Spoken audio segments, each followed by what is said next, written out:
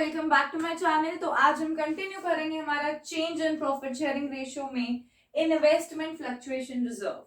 सो नाम से पता चल रहा है रिजर्व है ये कोई। Now what is this reserve और ये रिजर्व किस लिए बनाया जाता है? सो दिस पहले तो ये पता होना चाहिए कि रिजर्व क्या होता है। Reserves are always created out of the firm's profits. अगर हमारे फर्म या कंपनी में प्रॉफिट होता है तो उसमें से थोड़ा सा पार्ट हम हमारा रिजर्व के लिए बनाते हैं। अब हम जैसे वर्कमैन कंपनसेशन रिजर्व बनाते हैं और भी वर्कमैन सेविंग फंड होता है। So there are so many funds which is created out of the profit. So one of the funds और reserves is investment fluctuation reserve. Now let's read the definition first कि हम ये reserve को क्यों बनाते हैं। Now this is a reserve which is created out of the firm's profits to meet the fall in the market value of investments. What does investment mean? What does the market value mean? अब देखो investments जो हम in the sense जो firm invest करती है market में, ठीक है, तो उसकी मार्केट वैल्यू जब ऊपर नीचे होती है ना, अगर नीचे गिर जाए तो लॉस हो जाएगा, ऊपर गिर जाए तो प्रॉफिट हो जाएगा। तो उस लॉस को ना बियर किया जाए, मतलब जब मार्केट वैल्यू इन्वेस्टमेंट की नीचे गिर जाए लेकिन हमें वो लॉस नहीं बियर करना, उसके लिए हम पहले ही एक रिजर्व बना के रखते हैं जिसे हम इन्वेस्टमेंट फ्लक्चुएशन रिजर्व कहते हैं। ठीक है, समझ में आ गया। Now there are few cases, हम कुछ केसेस पढ़ेंगे इन्वेस्टमेंट फ्लक्चुएशन रिजर्व से related. One of the case is जब book value of our investments are equal to the market value of investments. Book value investments की क्या होती है? जिस पे हमने इन्वेस्ट किया है। फॉर एग्जाम्पल मेरी बुक वैल्यू मतलब मैंने हर टाइम जब भी मैंने यूज करूंगी it means it's the firm. जब फर्म इन्वेस्ट कर रही है कहीं बाहर मार्केट में फॉर वर्थ ₹50,000 और उसकी मार्केट वैल्यू भी उस टाइम पे 50,000 ही रहती है, तो हमारा जो रिजर्व हमने क्रिएट किया है तो उसका अब हम क्या करेंगे? Because there is no loss, there is no gain, that is why वो रिजर्व जो क्रिएट किया है वो अपने पार्टनर्स में डिस्ट्रीब्यूट कर दिया जाएगा। सो IFR, लेट्स सपोज IFR 50,000 का था और ए और बी दो पार्टनर्स थे, sharing profits in the ratio 1:1। तो उस टाइम पे जर्नल एंट्री क्या करते हैं, ये IFR रिजर्व जो है उसको हम डिस्ट्रीब्यूट कर देते हैं हमारे पार्टनर्स में। So IFR account has to be debited by 50,000 and A और बी में डिस्ट्रीब्यूट कर देंगे and that to in equal amount, क्योंकि वो शेयर कर रहे हैं सेम रेशियो में 25,000। सो आई होप आपको ये वाला केस समझ में आ गया और इन्वेस्टमेंट फ्लक्चुएशन रिजर्व का मतलब भी समझ में आ गया। Now let's see the second case. Okay, now second case is जब हमारा book value is more than our market value. यहाँ पे हम इन्वेस्टमेंट्स की ही बात कर रहे हैं, मतलब जब मेरी बुक वैल्यू ऑफ इन्वेस्टमेंट ज्यादा है और मेरी उस टाइम पे मार्केट वैल्यू जो है वो कम है, तो तब क्या हम जर्नल एंट्री करेंगे? ठीक है, नाउ इसके भी 3 केसेस होंगे। So let's see the first 2 cases. First of all पहला है fall in the value is less than IFR। मैं आपको एक सिचुएशन बता रही हूँ कि फॉर एग्जाम्पल मैं कंपनी इन्वेस्ट करती है कहीं पे और उस टाइम पे इन्वेस्टमेंट वो बुक वैल्यू जो होगी उसकी 5 लाख है, मतलब उस टाइम पे उसकी ओरिजिनल वैल्यू कितनी थी? 5 लाख।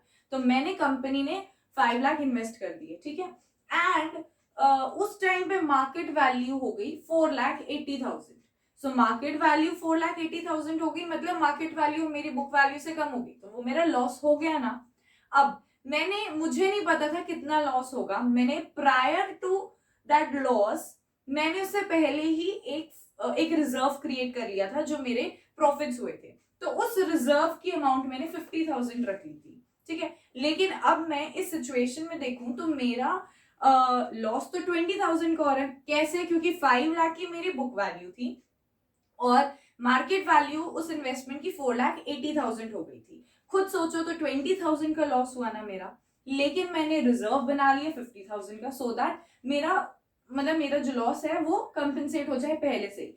तो आप खुद सोचो आप एंट्री क्या करोगे उस टाइम पे?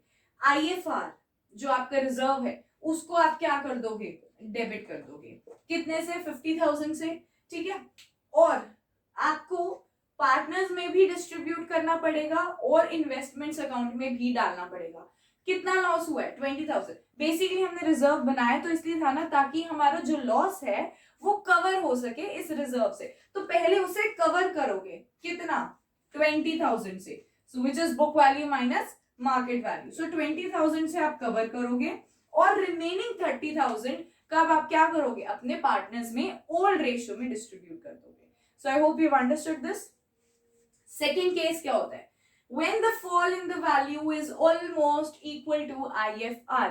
मेरा फॉल मार्केट वैल्यू में, फिर वही एग्जांपल लो, मेरी book value of investments 5 lakh थी और मार्केट वैल्यू उस टाइम पे 4,50,000 की हो गई और रिजर्व भी मैंने 50,000 का ही बना रखा था। तो देखो रिजर्व ने लॉस को बिल्कुल क्या कर दिया, कंप्लीट और राइट ऑफ कर दिया। ठीक है, तो इस वजह से जर्नल एंट्री सिंपल सी हो जाएगी, IFR अकाउंट को डेबिट कर देंगे, टू इन्वेस्टमेंट्स कर देंगे 50,000। यहाँ पे हम पार्टनर्स को नहीं ला रहे बीच में, क्योंकि हमारा ना लॉस हुआ है ना ही कोई गेन हुआ है, तो पार्टनर्स में गेन लॉस का डिस्ट्रीब्यूशन नहीं होगा, सिर्फ और सिर्फ ये राइट ऑफ हो गई। थर्ड सिचुएशन क्या है इसमें, fall in the value is more then IFR। Alright, मतलब कि अब वही सिचुएशन देखो, मेरा IFR 50,000 का क्रिएट हो रखा है और मेरी book value of investments 5 lakh है, लेकिन इस टाइम पे मेरा मार्केट वैल्यू इन्वेस्टमेंट्स का 4,20,000 हो गया। तो अब खुद सोचो, बुक वैल्यू इज 5 लाख और इन्वेस्टमेंट की मार्केट वैल्यू 4,20,000 हो गई है, तो यानी कि 80,000 का लॉस हुआ है। 80,000 का लॉस हुआ है, मैंने रिजर्व क्रिएट किए 50,000 का, मतलब एडिशनल लॉस हुआ 30,000 का। अब वो एडिशनल लॉस कौन बेयर करेगा, मेरे पार्टनर्स। जब पार्टनर्स प्रॉफिट्स ले सकते हैं तो वो लॉस भी लेंगे। ठीक है, सो अब इस टाइम पे entry would be IFR revaluation to investments, यानी कि IFR अकाउंट 50,000 से डेबिट कर दोगे। अब इन्वेस्टमेंट्स में क्या आएगी, book value minus market value 80,000 का, राइट। तो बाकी का जो नेट बैलेंस बचा 30,000 that will go into revaluation account. फिर वहां से रीवैल्यूएशन अकाउंट को आप नीचे लाओगे, क्रेडिट कर दोगे, बैलेंस खत्म करोगे और पार्टनर्स को डेबिट करोगे, क्योंकि वो उनका लॉस हुआ है। सो वो 30,000 will be debited in partners capital account and that too in their old ratio. So I hope ये journal entries आपको समझ में आ गई है। अब एक केस 3 है, now let's see that case 3। book value is less than market value, यही बचा था केस।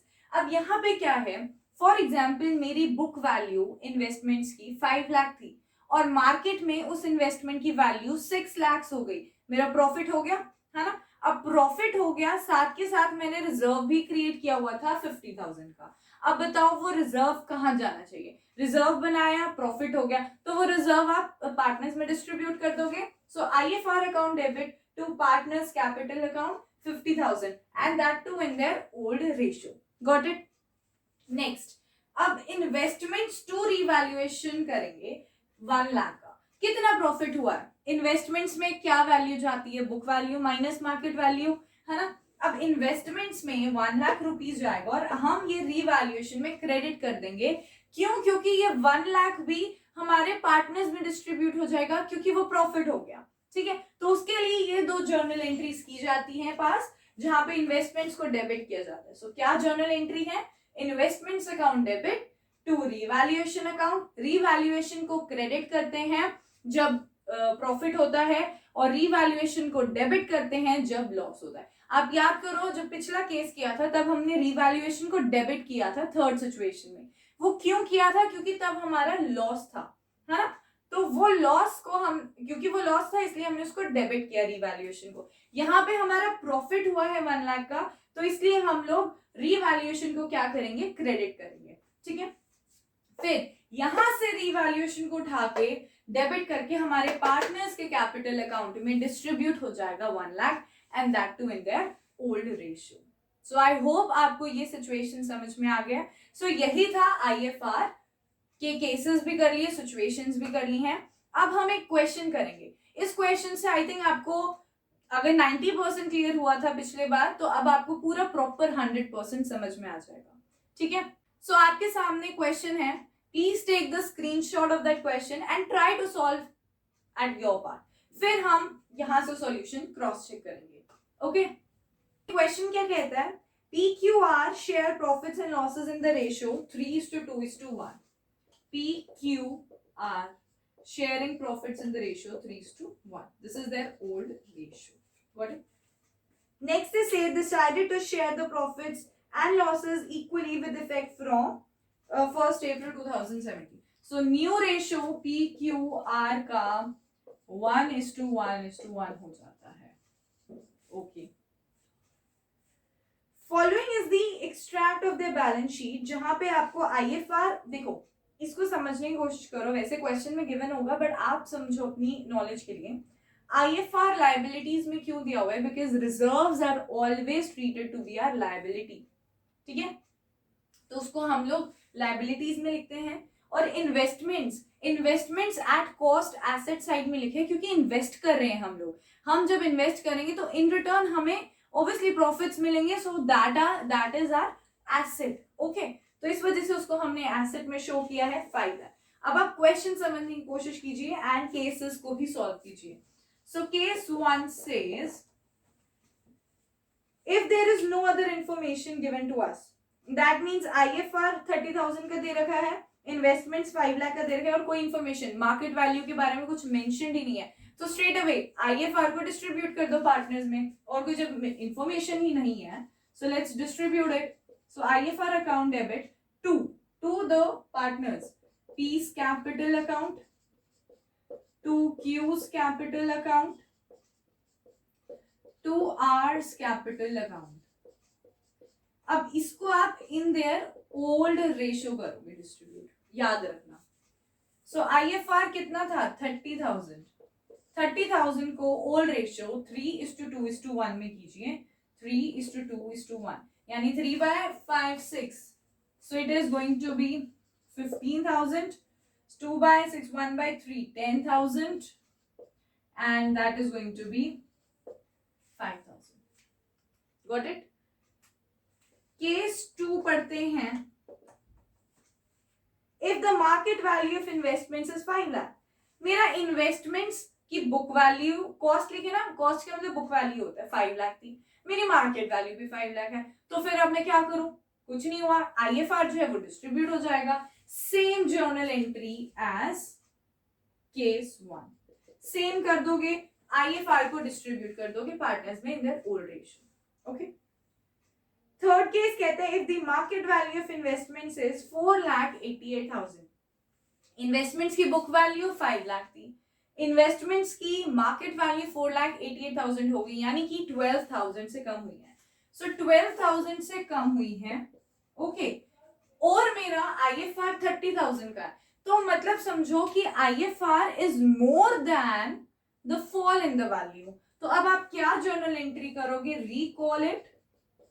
तो IFR account debit 30,000 okay to investments. Investments में क्या आएगी?